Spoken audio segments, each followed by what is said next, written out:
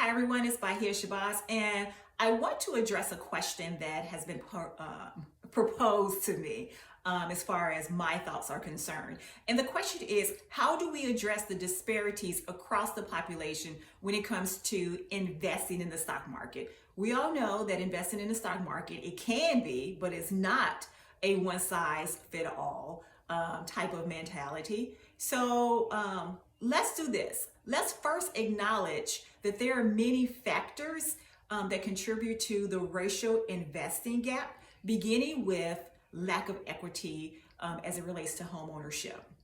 I said it.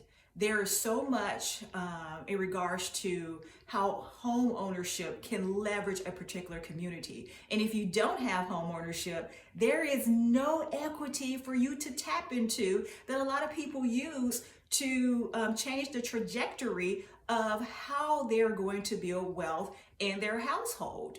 The disparity of income and lack of financial resources and education to invest in the stock market. So when you think about this, it's difficult for many Black families to catch up in the economic race when the disparity is truly overwhelming, right? So let's go ahead and start out with 3 things that I want to provide to you in order to address that particular question.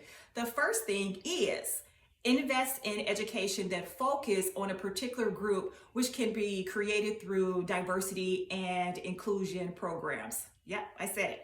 So we have to think about this outside of the box, more than just having one representative from each community, meaning maybe a Black woman, a Hispanic individual, Asian, LGBTIQ. We need more than just that. We need to make sure that the people who are standing and representing in that diversity and inclusion group actually are engaging in conversation and asking as well as answering the questions that need to be productive in order to move on to address any disparities across this country. Because otherwise, we're just going to have these fun conversations and walk out the door and you're like, what did I just talk about? I know I can't be the only person who's ever felt like this. To be involved in a meeting and then I walk out and I'm like, it really wasn't productive. Did we have any resolution? We really are in the same place that we were in prior to the meeting because no one truly asked the questions that matter. And when they did ask those questions, no one answered it, right? The second thing we need to do is provide marginalized communities access. And let me say that again, access to fair, low-cost financial services and home ownership, right? Access to fair. So those are the 2 operative words. Access, fair. Again, low-cost financial services and home ownership. A lot of us cannot afford what is required of some of these contracts that they consist of. Yes, just like we modify when we're training and we're working out, we need to modify some of these contracts and conversations that are going to provide access to marginalized communities and address the disparities, right?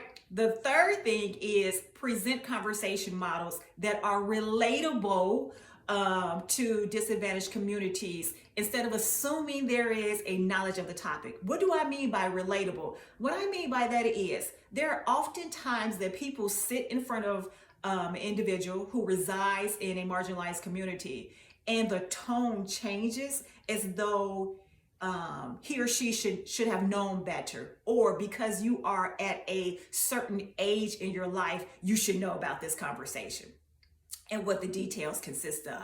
That's not always the case.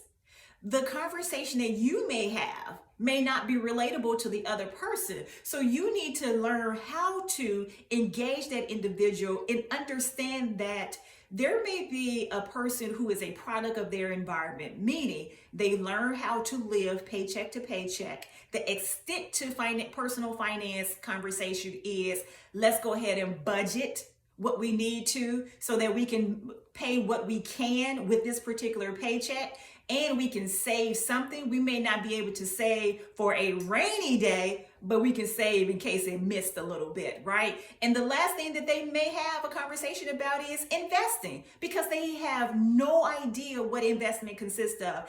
And the people who are generations before them may not know. And it's okay. But I want you to understand that when you're sitting down with someone who does not look like you, and what I mean by that is not just ethnicity, but they may not have encountered the same background as you. So the social economic class may be different. Watch your tone. Watch your tone and customize your conversation so that it is relatable to your audience. Those are the three things that I want you to consider when it comes to addressing the disparities across the population when it comes to investing in the stock market. I'm Bahiyah Shabazz, everybody. Until next time.